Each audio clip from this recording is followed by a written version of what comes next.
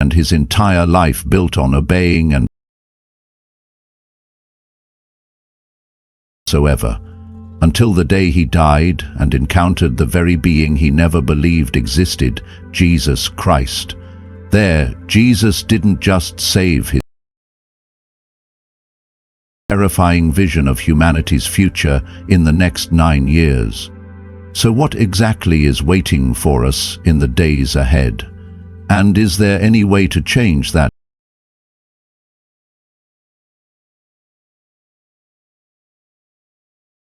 Quietly spreading across the world, then you need to watch this video all the way to the end, because this might be the warning God has sent specifically for you. Before the story begins, please leave your name and the city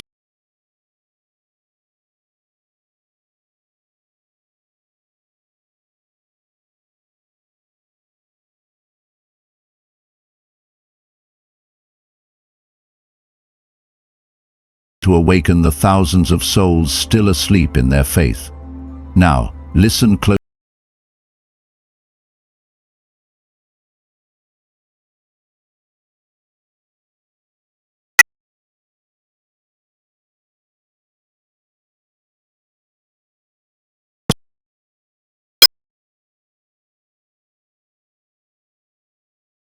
No battle, no physical pain could ever compare to what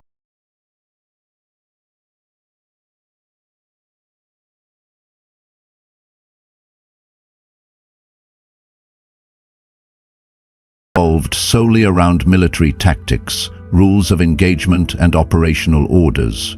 From a young age, I looked at training grounds not with spiritual awe, but with a desire to master their secrets through discipline. Every decision I made, every belief I held was based on orders and fact. If something couldn't be proven or documented, it simply didn't exist. Training to become a Marine only reinforced this mindset: discipline, preparation, strategic analysis, and strict simulations. My job was to anticipate every scenario, analyze all risks, and rely on technology and tactics to survive the harshest situations. My teammates respected me for my dedication, my calm under pressure, and my analytical approach. At home, I was the same with my wife and 2 children.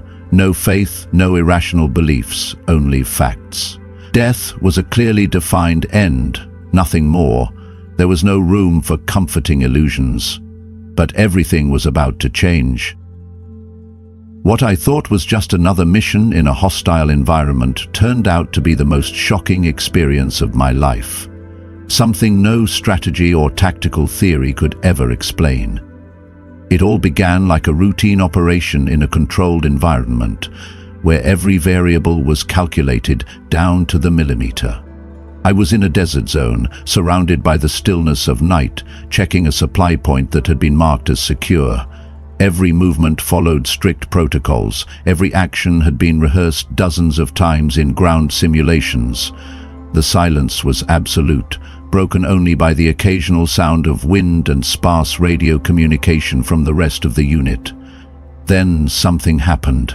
Something that should never happen. A sudden explosion shook the ground, and I was instantly thrown backward. I felt my lungs struggling to breathe, my chest tightening as if an invisible giant hand was crushing it. I tried to activate the emergency communication system, but it didn't respond. I tried to reach the base, but the frequency was silent. No sound, no response. I was completely alone. Panic rushed in like a cold wave. I knew exactly what this situation meant. Time was running out, and the chances of survival were rapidly shrinking. My body trembled, not just from the realization that I might not make it back. My vision blurred, my heart pounded fiercely, then started slowing, and my head grew heavy. But it wasn't the darkness of night that consumed me. No, this was a different kind of darkness. It wasn't just a loss of consciousness, it felt like something was pulling me somewhere else. Then suddenly, everything changed. I found myself in a place I had never seen before. A vast, endless space with no walls, but radiantly bright in a strange, overwhelming way. I stood upright, But I felt no weight from my gear, no burden on my shoulders or in my mind. The air felt lighter, almost welcoming. The terror dissolved, replaced by an absolute peace that no human language could fully describe. At first I thought maybe it was the shock from the explosion, some effect of the blast that had thrown me back. Then I saw the light. Not the light of burning missiles, not the glare of an explosion or the beam from a flashlight. It was alive, pulsating, more real than anything I had ever known, and at the center of that light was him. He stood before me, and there was no doubt about his identity. My mind, trained to resist illusions on the battlefield, tried to fight it, tried to deny the reality, but deep down, I knew the truth. It was Jesus. He was not a shadow or a projection from my subconscious. He was real. I could feel him, perceive him. Every nerve in my body recognized his presence as something ancient, yet beyond comprehension. He did not speak, but his voice reached me, not through my ears, but through my heart. And that's when I began to see. Images started flashing before my eyes, rapid and intense, unstoppable. I saw the faces of men and women, some I had never met, but I felt as if we were connected by something invisible. I saw the destinies of people who had left this world, saw what lies beyond death, and most importantly, I heard a single sentence, one that echoed deep within my soul like thunder. I am the way, the truth, and the life. It felt as if those words were engraved into the very structure of the universe, as if every battle, every mission, every step I had taken in life was designed to revolve around that single truth. In that moment, everything became clear. Military discipline and strictness were not in conflict with God. The struggles, the hardship, the dedication, they were not meaningless. All of it was willed, crafted and sustained by a love that permeates everything. The visions became more intense, and the sense of connection with those souls grew even stronger. I had never been alone. None of us ever were. And then, suddenly, it all vanished. I opened my eyes and found myself back at the combat base, lying on the ground, breathing heavily. The weight of my body returned and normality wrapped around me like a heavy suit of armor. Around me, my teammates looked at me with concern in their eyes. They had brought me back, had saved me, but they didn't know what had happened. And truthfully, neither did I. They had pulled me back somehow. I couldn't remember how. The last image in my mind was that light, that timeless moment where I had seen and felt things beyond imagination. Then I was back on the battlefield again, the weight of my body pressing down on me, the confused voices of my teammates trying to call me back. I felt the blood rush to my temples, my heart still pounding, not out of fear or because I had just escaped death, but because of what I had seen, because of what I knew. 2 days passed before I could speak to anyone. I sat in a room at the base, surrounded by fellow soldiers, superiors, and medical staff. They looked at me with a mixture of concern and curiosity. They had analyzed every detail of the explosion, reviewed all the procedures, trying to figure out what had happened. But the question hanging in the air wasn't technical. "Noah," my commander said, his eyes probing, "we've looked over everything. The incident was real, but your vital signs showed something strange. For several minutes there was no measurable activity. Technically you were dead, and then suddenly you came back." A tense silence filled the room. Then came the inevitable question, what happened? Their faces shifted between skepticism and concern. They knew something had occurred, but no one dared to say what they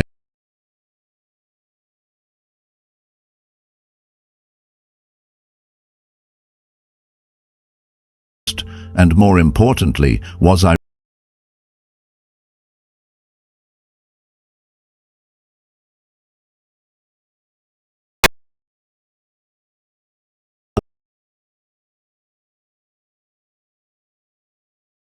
orders, suddenly claiming to have seen something no training manual could explain.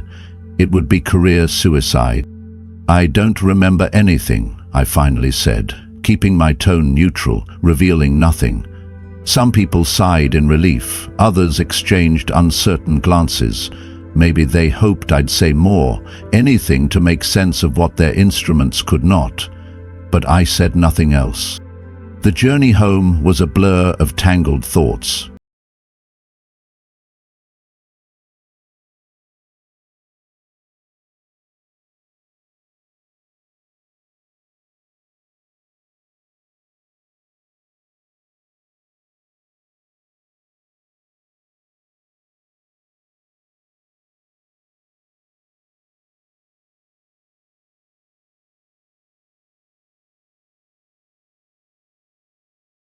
Was just an illusion, the result of an explosion, a disturbance in a brain on the edge of death. I forced myself to forget the light, the voice, the feeling of stepping beyond reality. But the memories kept coming back, uninvited. They didn't fade with time. In fact, they became sharper, more vivid than any memory I'd ever had. Every image, every emotion felt carved into the depths of my being. I returned to work, to my family, to daily routines. On the surface, I tried to function as before, but I knew I was no longer the same. Rational thinking had once been the foundation of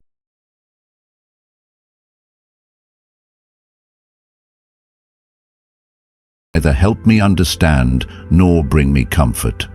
Something inside me had shifted at the very core. When it came time to deploy again, I didn't feel the usual excitement or focus. Instead, there was a quiet unease, not the fear before combat, but a deep intuition that I was about to witness something even greater. That first night at the base, as I lay down trying to sleep, I slipped into a different state. It wasn't a dream and I wasn't fully awake. The desert vanished, my team was gone, I was in a completely different place. A vision of an ancient town appeared before me. The air was unusually peaceful. I saw clean streets and carefully built homes, harmoniously connected. People moved about in peace, their faces free of worry. There were no fences or guards, no signs of hatred or conflict. I realized they all lived with one shared faith, all oriented toward God. They lived simply but had enough. No one competed, no one deceived, no one took advantage. They prayed together, lifting up gratitude to heaven with a devotion I could feel.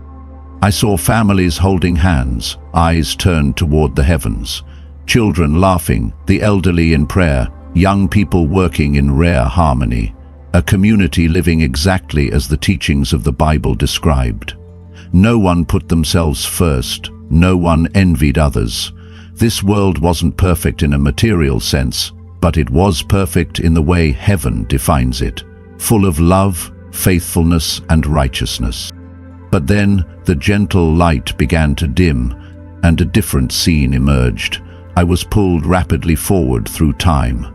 And then I found myself standing in a modern city, unlike any I had ever known. It wasn't a picture of a bright, promising future, though the buildings stood tall and the technology had surpassed anything I had ever seen.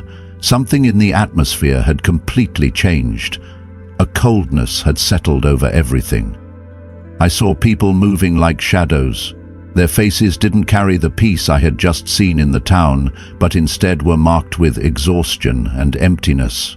It wasn't physical fatigue, it was spiritual, as if they had abandoned something sacred within. They didn't look at each other, didn't trust each other, didn't love each other. I heard no laughter, saw no sincere handshakes, no trace of faith or connection. I knew then I was being shown a future, and a question echoed in my mind, spiraling deeper and deeper. What caused humanity to fall from a community of faith into such lost souls? Is there still a way back? And as I asked that, I felt a presence behind me. I was still with the Lord. He hadn't left. Then I was propelled further, perhaps 9 or 10 years ahead, and what I saw next shook me to my core. The cities were not ruined in the physical sense. The buildings still stood firm, the roads were intact, and technology had advanced beyond anything I had ever imagined. But something core had vanished, something invisible yet deeply felt and devastating. People moved through the streets with hunched shoulders, their faces not marked by physical pain, but by the weariness of depleted souls. Their eyes didn't meet each other. They stared into the distance, as if hope had died long ago, and they were merely existing from day to day. The air carried a heaviness I couldn't describe, as if the entire world was suffering from a fear that no one dared to name. I could feel clearly this wasn't an individual psychological crisis. It was a collective illness, a toxin that had seeped into the soul of humanity. Doubt and lost faith were everywhere. Love had been replaced by selfishness, and compassion had been choked out by apathy. No one trusted their neighbors, no one felt safe, and no one found comfort in faith anymore, because faith had been distorted to the point of meaninglessness. I saw churches, but they were empty. I saw Bibles gathering dust, prayers forgotten, and the name of God mocked as an outdated concept from the past. People lived without purpose. Social bonds were broken, families dissolved, communities scattered. Evil no longer hid. It was open, celebrated, and accepted as part of personal freedom. I saw people wandering with hollow eyes, unable to love, unable to trust. This was no longer a society, it was an emotional wasteland, an invisible battlefield where the greatest enemy was inside each person. And I realized a painful truth. Many souls had become lost, not because God had abandoned them, but because they had chosen to turn their backs on Him. They chose the easy way, chose fleeting pleasure, chose silence in the face of evil. And because of that, they lost the strength to fight for what was right. My heart tightened in my chest. The pain wasn't just from what I saw, it was from the helplessness. I couldn't accept that this was the end. "What can we do to save them?" I asked, my voice trembling, nearly breaking. And then He answered. Jesus was still beside me. His eyes didn't hold anger or disappointment, but a deep sorrow. The sorrow of one who had loved them unconditionally, who had given everything for them, but now watched them slowly slip into darkness.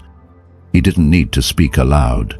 His words didn't come through sound, but as truth, flowing directly into my soul, like water soothing a desperate thirst. They have chosen. I gave them freedom, and they used it to walk away from me. It wasn't war. It wasn't circumstances that corrupted them. It was their own hearts choosing darkness over light. I called, but few answered. I reached out, but they chose to take the hand of the enemy. Each word struck my heart like a nail, undeniable, inescapable. The truth was laid bare, and now I understood. The call for me wasn't to understand, it was to act. Those words pierced through me like a bullet. Yes, humanity wasn't a victim bound in chains. They had willfully chosen to ignore God. "Why?" I asked, my voice breaking under the weight of what I had seen. "Why don't they see you? Why don't they hear you?" Jesus lowered His eyes for a moment, then answered with words I will never forget.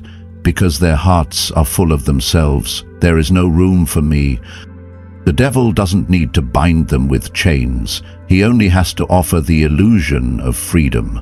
They believe that chasing desire will make them happy, and now they are empty. They believe doubt is wisdom, and now they are lost. They believe sin is freedom, and now they are slaves. And when man rejects truth, all that remains are lies." A chill ran down my spine. Every word struck my heart like a blow, because I knew it was all true.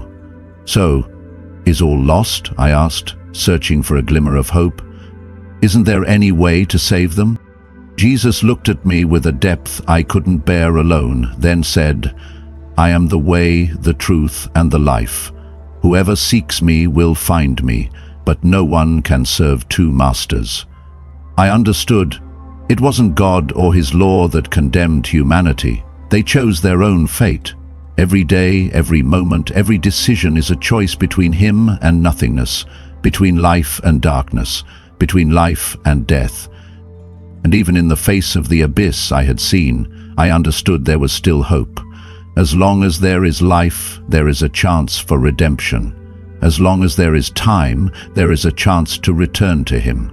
But the greatest truth is this: only those who seek him with their whole hearts will find him.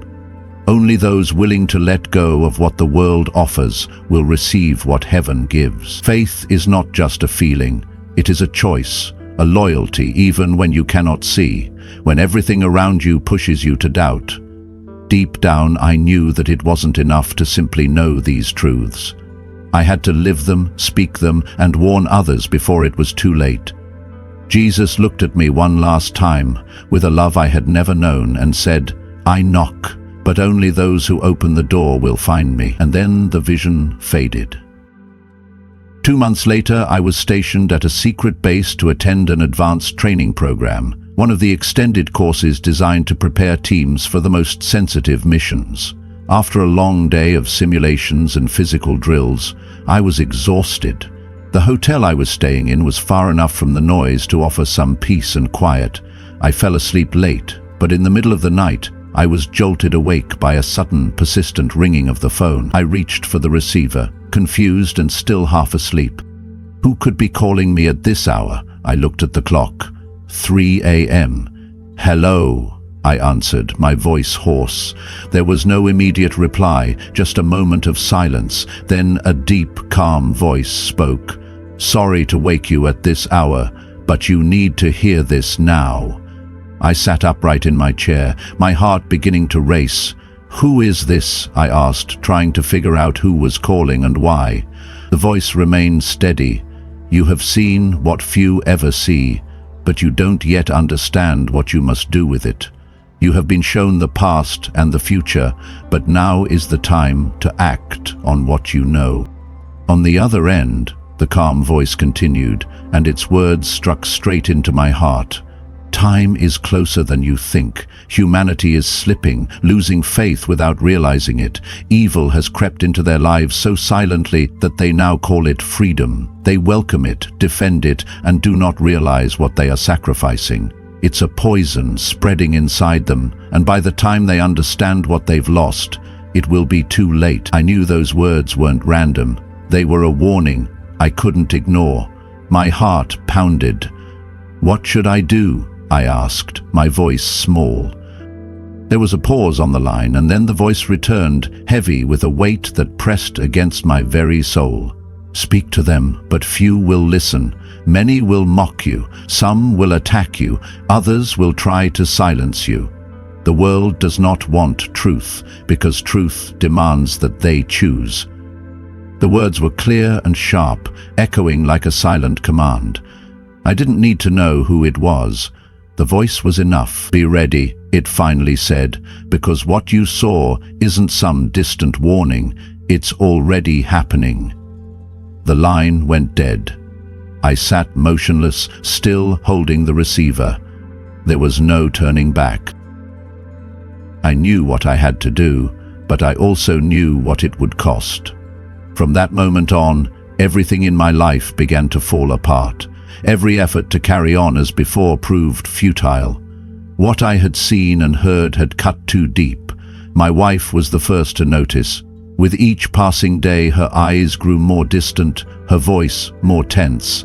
I felt myself facing an invisible wall, a gap I couldn't close no matter how many words I used, no matter how hard I tried to explain. The cracks between us widened until that evening, when I found her sitting in the kitchen, head bowed, clutching a glass of water like it was the only thing anchoring her to reality.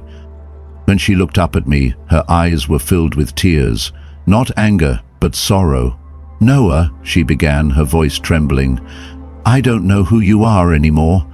You're not the man I married, not the father of our children. You've changed, and I can't follow you." Each word hit me like a punch to the chest. I tried to explain, to tell her what I had seen, what I had heard, But how do you explain the invisible? How do you describe the transformation of a soul to someone who has never felt the weight of it? She shook her head, tears falling silently. No anger, no bitterness, just silence louder than 1,000 screams. That night there were no more words, no promises, no blame, just a heavy sadness that settled between us, filling every space. I sat beside her, hoping my silence might bridge the distance, but it wasn't enough. A few days later she left. She took the kids, their belongings, their laughter. The house fell silent, and the weight of that silence pressed down heavier than any battlefield I'd ever faced. There was no dramatic farewell, no slammed door, just packed bags and a door that closed softly. I sat on the sofa, unable to move, unable to do anything but accept the inevitable. And so my career fell apart. My superiors noticed the change in me. No words were needed. The distance in their eyes said it all. The summons came without warning. The general spoke in a calm tone, almost sympathetic, as if trying to soften the blow, but every word was a nail driven into the pride I had built my life upon. "Noah, we've noticed you're not the same. We need people who are focused. I suggest you take some time to reflect." It was a polite way of saying there was no longer a place for me. In just a few short months, I lost everything. My family, my career, and the respect of those I once called brothers. Every pillar I had built my life upon had collapsed, leaving me with only one unshakable truth. I could not turn my back on what I had seen. I could not deny what I now knew to be real. One night, sitting alone in the dim silence of my study, I found myself staring into the void. There were no maps laid out before me, no battle strategies, no mission reports, just a blank sheet of paper and a pen that felt heavier than it should. My hands trembled as I clasped them together, not out of habit or training, but out of something much deeper.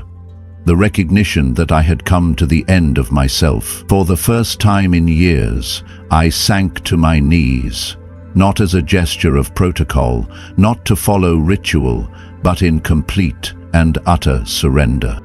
"Lord," I whispered, my voice cracking under the weight of everything I had seen and lost, "I have nothing left, but I have you, and if I must lose everything to walk with you, if this is the price of following truth, then I accept it." There was no flash of light, no thunder from heaven, no dramatic confirmation, but deep inside something shifted. It was as though a gentle breeze passed through my soul, clearing the dust and noise, making space for something sacred. A peace began to settle, subtle but undeniable. It wasn't a fleeting emotional surge, it wasn't adrenaline, it was faith. A kind of faith I had never known before, one that didn't demand signs or guarantees. This faith wrapped itself around me like a quiet armor, steadying my spirit and awakening a strength I didn't know I had. Then I remembered the words I had heard, not spoken aloud, but etched into me like fire on stone. Evil has crept into their lives so silently that they now call it freedom. They welcome it, defend it, and don't realize what they're sacrificing. It is a poison spreading within them, and by the time they see what they've lost, it will be too late. I knew instantly this was no passing thought. It was a divine warning, and it had been given to me for a reason. My heart raced with conviction and a strange kind of fear, not for myself, but for the world. "What must I do?" I asked, almost in a whisper, feeling like a soldier once more, but this time in a different kind of war. There was a pause, long enough to make me wonder if I was alone again. But then the answer came, deep and steady, like thunder wrapped in silence. "Tell them. Even if few will listen, many will mock you, some will rise against you. The world does not want truth, because truth forces them to choose." Those words struck like arrows, sharp, unrelenting, and true. They echoed inside me, not as a suggestion, but as a commission. "Be ready," the voice said finally. because what you saw is not a distant warning, it's already begun." And just like that, the line went dead. Silence returned to the room, but something inside me had awakened. I remained still, my hand gripping the phone, heart pounding like a war drum. There was no turning back. I now knew what I was meant to do, and I also knew what it would cost. Noah's story left me speechless, a soldier who had never known God his entire life. Yet when faced with death, it was Jesus himself who appeared and revealed the truth behind the veil of this world. What haunts me most isn't the terrifying visions of the future, but the choice humanity keeps making. That we are not forced into darkness, but many are choosing to turn their backs on the light. And the question for both you and me is this: what will we do with that truth? Will we stay silent, look the other way? Or will we stand up, live righteously, and awaken the people we love? If this story touched you, please leave a comment, share it with someone, and hit the like and subscribe button to support Eternal Bible Stories. It's not just a way to support the channel, it's a way to help spread testimonies that could save souls standing at the edge of spiritual ruin. And if you've ever had a divine or near-death experience, don't hesitate to share it with us via the email below. Your story could be the next light that God uses to reach others. Now, if you thought this testimony was shocking, don't miss the next letter. It will leave you speechless. Welcome back to Eternal Bible Stories, where we share real near-death experiences, stories that have the power to change your life. Have you ever wondered, what will your life look like 9 years from now? What will the world become? To be honest, I had never thought about it either, until I came across this letter. Not an ordinary letter, but a testimony from a woman who experienced something far beyond human understanding. She was taken into a dimension where all natural laws vanished, and there she encountered someone she never imagined she would meet, Jesus. And it was he who showed her a terrifying vision of humanity's future in the next 9 years. So, what exactly is going to happen to the world within those 9 years? And more importantly, is there still a way to change that destiny before it's too late? If you believe that faith in God still has the power to stir the human heart, then let that faith show. Click the like button and subscribe to our channel to help us share these awakening messages with the world.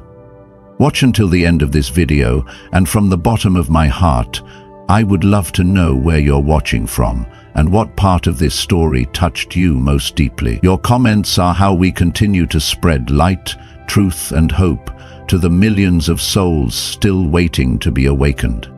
Now, let us listen to this extraordinary testimony. First of all, I want to thank the channel Eternal Bible Stories for giving me the courage to share this story, something I've hidden for many years out of fear that people would think I was delusional. But the truth is, I once died.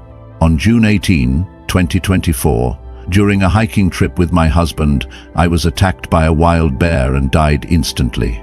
Yet death was not the end. I crossed over into another realm and met Jesus. There, he showed me a terrifying vision of the next 9 years of our world. What I witnessed defies science, but I must speak because time is running out. My name is Evelyn Grace Carter. I used to believe artificial intelligence could save humanity. As a lead engineer in energy and survival tech, I spoke at global conferences and built systems designed to protect millions. But I couldn't save my own son, Noah. He was only 16. On a sunny day in September 2021, he climbed into a brand new self-driving Tesla, the birthday gift my husband Michael and I gave him, but he never came home. The car's GPS glitched, the braking system failed, and its sensors mistook a cliff for a safe turn. 3 errors, no human intervention. It flew off Highway 285 and crashed into a rocky slope. When I arrived, his body was already covered. I pulled the sheet back and saw his face one last time. still bloodied, eyes half open as if searching for me. It broke me. From that day, I was no longer myself. I didn't speak, eat, or sleep. I buried myself in work, as if invention could reverse time. I told others I wanted to help the world, but the truth was, I was trying to keep Noah alive. In data, in code. I dug through his messages, voice clips, anything to build a virtual replica I could talk to at night. But no simulation could replace his real smile. No algorithm could mend a shattered mother's heart. I thought I was saving others, but deep down, I was just clinging to what I had already lost. Michael was the only one patient enough to stay by my side when I no longer recognized who I was. He never blamed me, never pressured me to smile. He simply watched quietly as I spent day and night in front of my screen, trying to create the kind of software I believed could save lives. After months of silence, Michael finally spoke. "We still have Emma, our little girl. You need to come back for her. Let's get away for a few days, take a hike." I didn't want to go, but I had no reason to stay either. We left home early on the morning of June 18, 2024. The sky was clear, eerily peaceful, as if nature itself was trying to comfort a weary soul. I sat silently in the car, listening to soft music and the hum of tires winding up the mountain road. The trail was shaded with tall pines, sunlight filtering through the branches, and the breeze brushed against my face like a quiet reminder that the world still had breath in it. Michael told stories as we drove, and I nodded, not because I was engaged, but because I felt I should. Strangely, after a while, something in me began to ease. My mind lightened just a little, as if every step was drawing the pain out of my chest.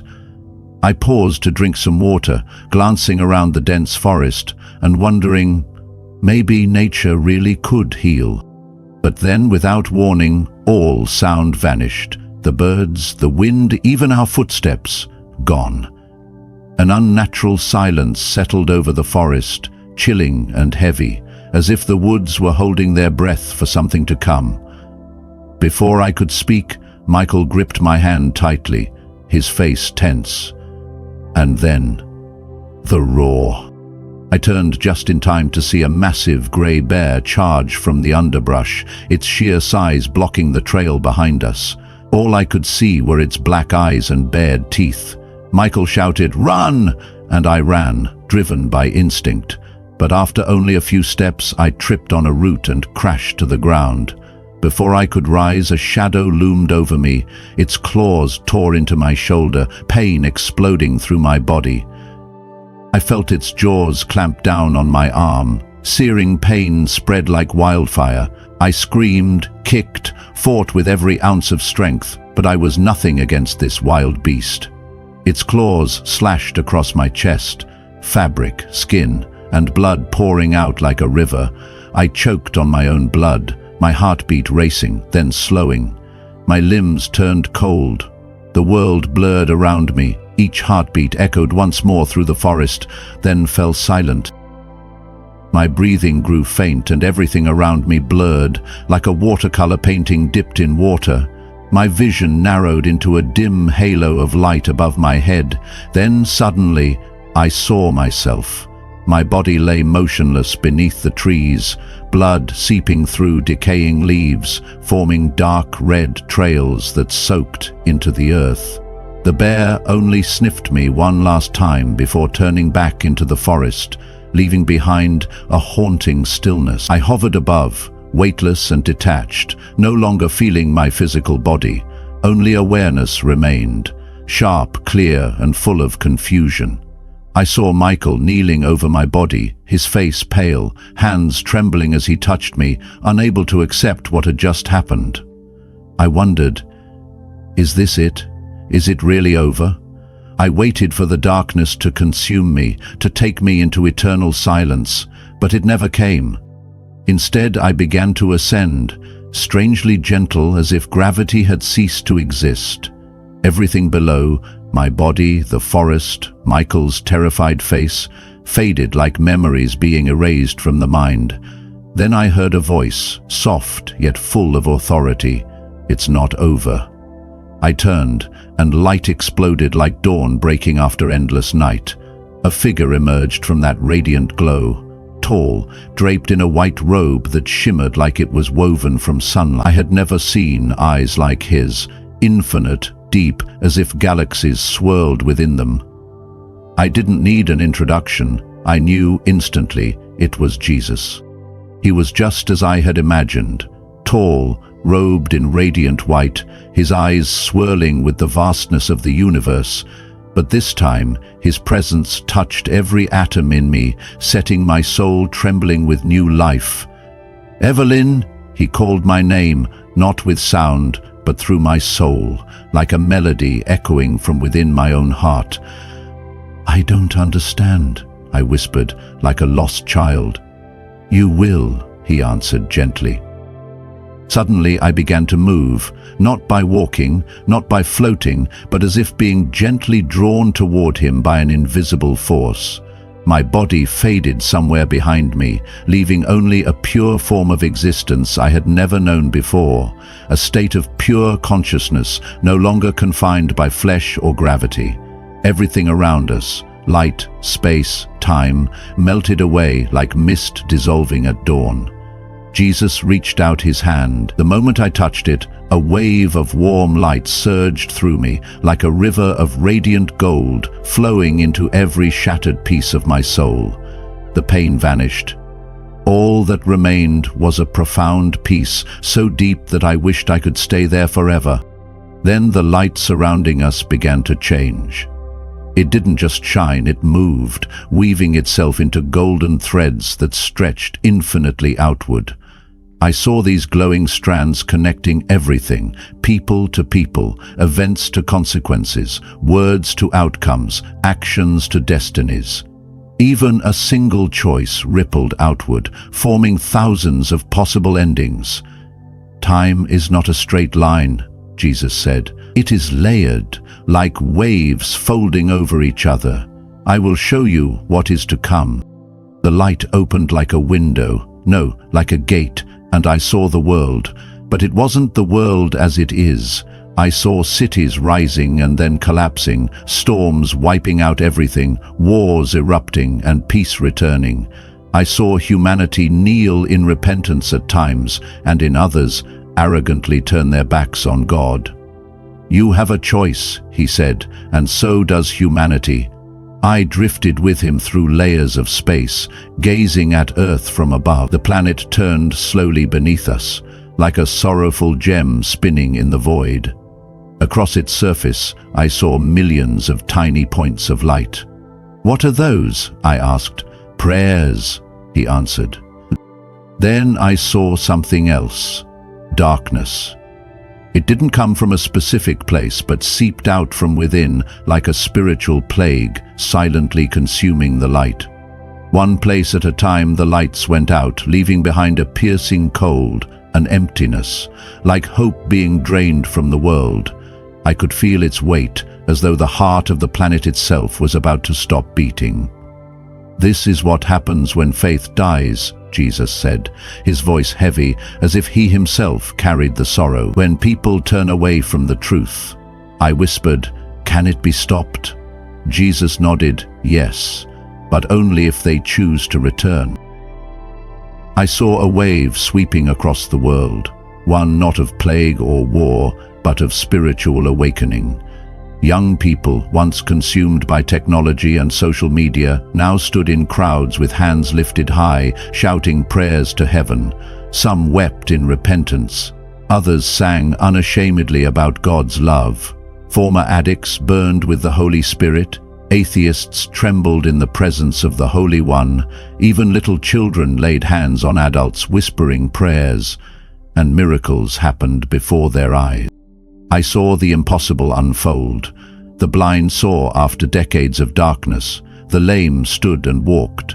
Tumors dissolved under prayer. A dying man came back to life in the middle of his grieving family. In a remote African village, a little girl raised her hands and food appeared. Bread, fruit, clean water, for the starving crowd. In overcrowded hospitals, patients revived, baffling doctors. And Jesus said, "Miracles will increase, but only where faith is still alive." But as light spread, darkness struck back. I heard whispers, sinister voices sowing doubt, shame, and lies in the ears of those praying. Some stood strong, others left the light and were swallowed by darkness. Jesus said, "Not all will remain. The truth will separate the true from the false." I saw governments crack down, religious gatherings were banned, public prayer was labeled extremism.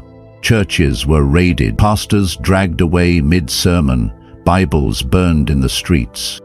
Yet in secret, underground churches rose, hidden in forests, basements, and wilderness. There, God's presence burned brighter than ever. A new generation rose, bold young preachers, women ablaze with truth, elderly voices lifted in joyful worship. Baptisms took place everywhere, oceans, rivers, tubs, even buckets. No one cared about tradition anymore, they just wanted Jesus. Jesus said, "This is the great revival, not by religion but by the Holy Spirit. It will sweep across every nation." But light provoked darkness. Demonic entities slithered into prayer circles, whispering deception. Some resisted, others gave in to fear and walked away. "Many will fall when pressure rises," Jesus said. I saw new laws aimed at crushing faith, pastors jailed for refusing to register with the government. But the more they were oppressed, the more underground churches blazed with unshakable faith. Families divided, some embraced truth, others rejected it. Cities became invisible war zones, battles fought with faith, not weapons. "This war is not of guns," Jesus said, "it is of belief." Darkness spread like choking smoke. Economies collapsed, governments crumbled, people lined up for food, their eyes empty with despair. Then came a man, handsome, calm, and persuasive. His face appeared on giant screens, soothing the masses. Jesus pointed and said, "This is the false savior." He promised peace and recovery. People trusted him. They accepted a microchip implanted under the skin, first for convenience, but it soon began to control thoughts, decisions, and even faith. "They will trade freedom for safety," Jesus said. Those who refused the implant were cut off, bank accounts frozen, denied access to schools and hospitals. Friends betrayed them, family turned against them. The enemy will use fear to divide, Jesus warned. I saw churches destroyed, Bibles burned, and pastors imprisoned. But secret worship continued, small gatherings where the presence of God was unstoppable. "This is the separation," Jesus said, "between wheat and weeds." False prophets preached compliance with the new system. Those who resisted were silenced. The sky darkened. Giant metal crafts appeared. Governments called them visitors, claiming they came in peace. But I knew it was a lie.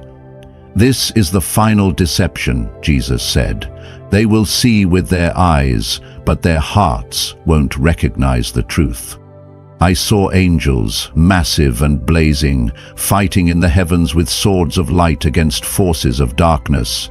Every faithful prayer rose like a beam, strengthening heaven's armies. But when people gave in to fear or hatred, the enemy advanced. Prayer is not just words, it is power, Jesus said. Chains broke, demons fled, but others gave up and their fading light allowed darkness to creep in. At last I saw cities covered in radiant domes, shields of light formed by the prayers of the righteous. Angels stood guard, miracles multiplied. But Jesus said, "Only where faith remains." Then a man raised his hand before a massive crowd. His voice was sweet, but his eyes hid deep shadows. Jesus pointed again, "This is the counterfeit Savior, and the price is their soul." Then I saw storms freeze mid-air because of prayer. And Jesus turned to me, eyes blazing with urgency. "What happens next?" depends on their choice. Suddenly, the vision shifted once more. The chaos and darkness seemed to retreat, as if something far greater and more powerful had just stepped into the scene. I saw pure golden rays piercing through the storm clouds and the smoky sky. These beams descended from heaven, striking the earth with a force that shook entire continents. "What is this?" I asked. "Heaven's intervention," Jesus replied. "When darkness rises, heaven responds." I saw cities on the brink of collapse, fires raging, buildings crumbling under the weight of destruction. But then I saw angels descending from the light. They were enormous, some taller than skyscrapers, dressed in radiant armor that shimmered like liquid gold. They carried swords made of light, and their wings vibrated with energy. I watched as one angel descended into a war-torn city, plunged his sword into the ground, and a wave of pure white light erupted outward, instantly extinguishing the flames and scattering the forces of evil. Where there had been ruins, buildings began to reform. People emerged from the rubble, blinking in astonishment, their wounds healed, broken limbs restored. "There will be times," Jesus said, "when the hand of God will intervene directly." I saw massive floods threatening to swallow entire coastlines. Towering walls of water rose feet. But just before they could crash down, beams of light from heaven shot forth, freezing the water mid-air and then gently lowering it back into the sea. "Natural disasters will come," Jesus said, "but not all will be allowed to complete their destruction." I saw political leaders standing before vast crowds, delivering carefully crafted speeches, words laced with deception, stirring confusion and anger in the people.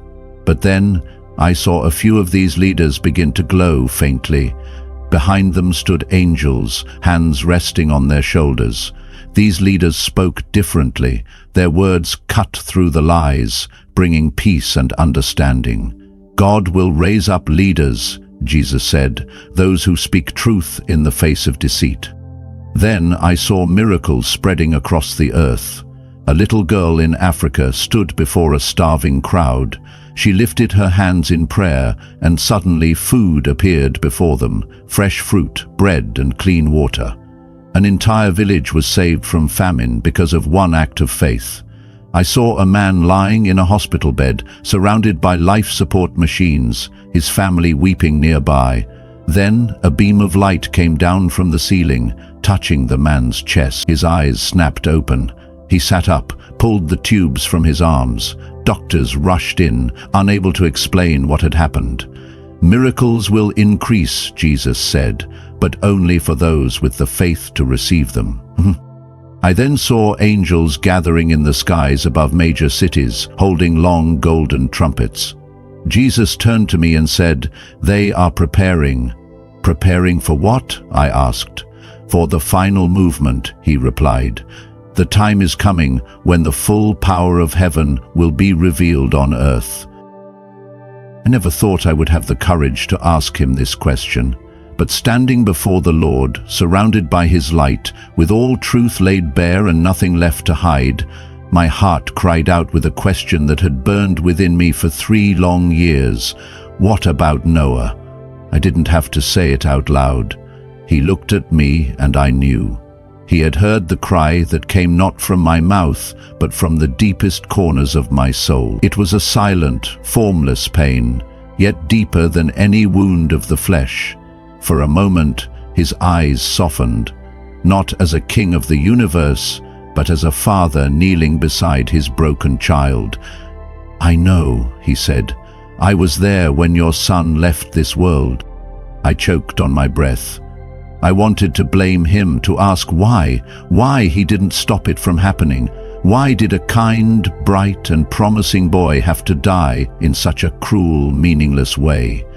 But before those bitter words could form on my lips, Jesus reached out and touched not my body, but the very center of my soul. And then I saw Noah, not the lifeless body under a white sheet, not the boy crushed in the car, but Noah.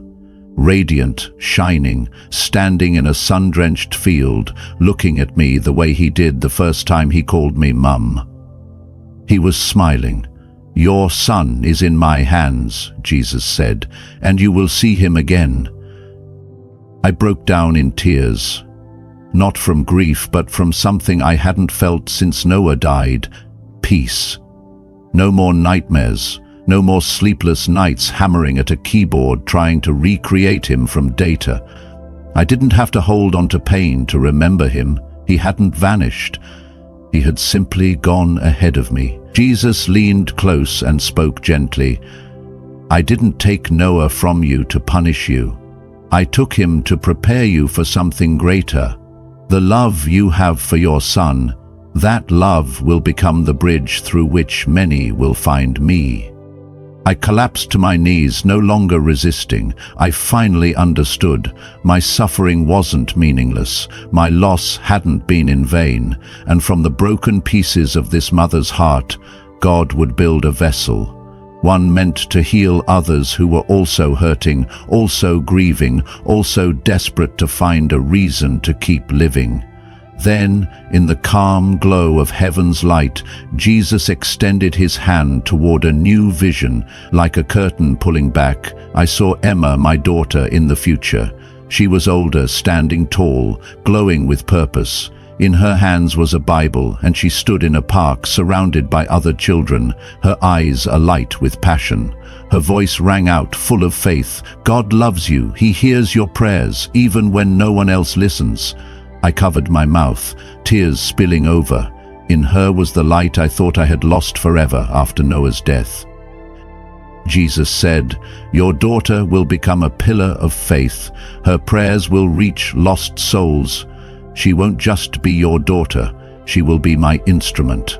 Then he opened another window of vision, and I saw my hospital room, cold and white. Michael sat beside my bed, gripping my hand like it was the last thing anchoring me to this world. His face was sunken, his eyes pleading silently for a miracle. Emma, still so small, had fallen asleep holding my shirt, her tiny hands clutching a worn handkerchief. The sight pierced my heart. "They believe you're gone," Jesus said gently, "but they're still there, waiting, hoping, praying." I sobbed uncontrollably. "Please," I begged, "let me go back. I want to hold my daughter again. I want to tell Michael I'm still here. I'll do anything. Just give me a chance." He looked at me with eyes full of love and holy authority. "Returning will not be easy," he said. "When you go back, you must carry a sacred mission. To tell the truth, to share what you've seen with as many people as possible. That is the responsibility of one who has been chosen to witness." I was silent. He continued slowly and solemnly, "You will face doubt, ridicule, and isolation. Some will say you're delusional, some will attack you, but there will also be souls who awaken because of your story." I lifted my head, and the light around us stilled. "I accept," I whispered. "No matter how painful, no matter how hard. I'll go. Please let me return." Jesus smiled and placed his hand on my shoulder. "And do not abandon your research. What you are creating, when aligned with my purpose, will save many lives in the future. Do not let grief bury the gift I placed within you. Use it as part of your calling." I closed my eyes, my heart trembling with honor and fear, yet filled with a faith I had never known before. I was ready, not to forget what had happened, but to carry it like a torch, lighting the path for others still wandering in the dark. "Now, go back, Evelyn Grace Carter, and remember all that you have seen." A light enveloped me, gentle yet unstoppable. There was no more time to hesitate. I had been chosen, and now I was going back, to live, to speak, and to change the world. Coming back felt like falling, only it wasn't my body falling, but my soul being pulled back to fulfill a mission left undone. The radiant light of heaven faded into a gentle, dark warmth, like a soft blanket wrapping around me. And then, just like that, I opened my eyes. Harsh hospital lights blinded me. The sterile smell of antiseptic flooded my senses. The beep of a heart monitor tethered me back to reality. I was alive. Michael, my husband, was beside me, his head resting on my hand, holding it like he had never let go. Across the bed sat Emma, our daughter, clutching her worn teddy bear, her eyes red from crying. When I whispered her name, she lit up and threw her arms around me. Michael's voice trembled as he whispered, "Evelyn, you came back." I couldn't speak. I just cried, because deep down I knew this wasn't just a miracle. I had been sent back, and now I had a mission to fulfill. The following days were a blur of tests and disbelief. Doctors examined me repeatedly but had no explanation.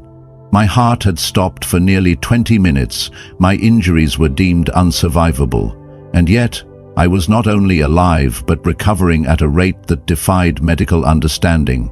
They called it a miracle, but I knew the truth.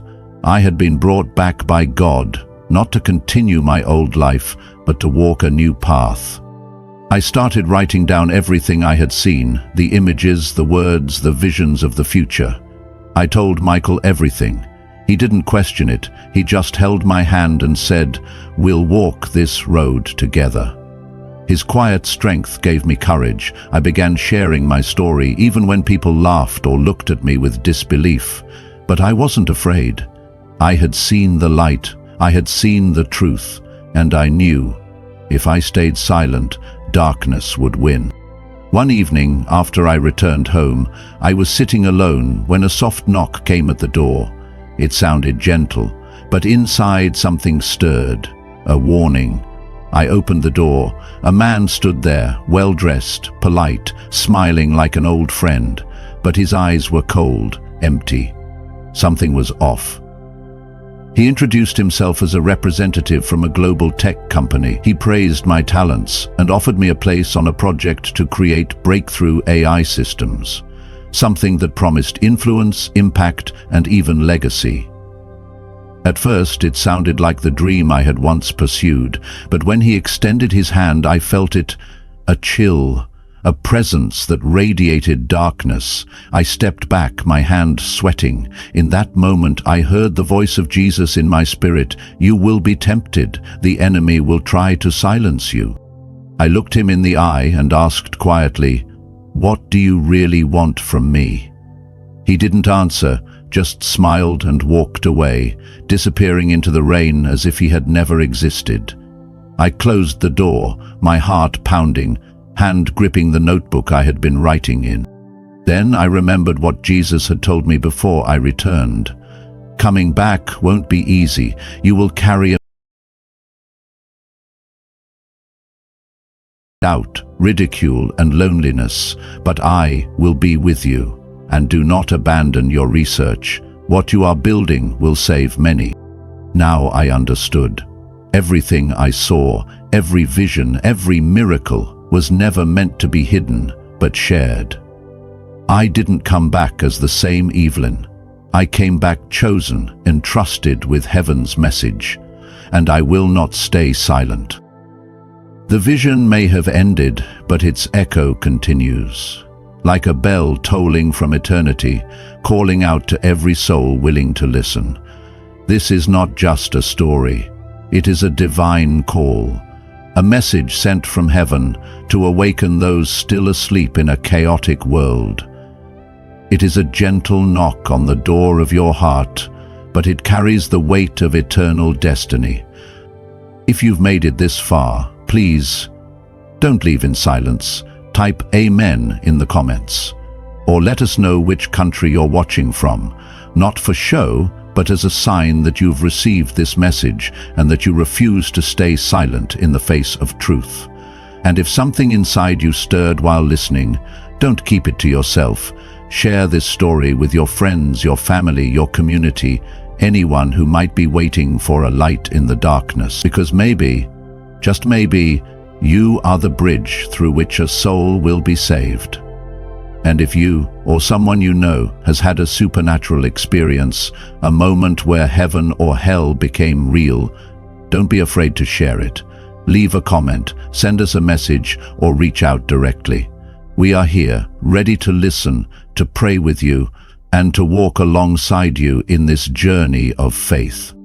If you haven't already, please subscribe to Eternal Bible Stories and turn on the notification bell. We'll continue bringing real testimonies, prophetic visions, and messages that are awakening hearts and saving lives. Time is running short. The battle is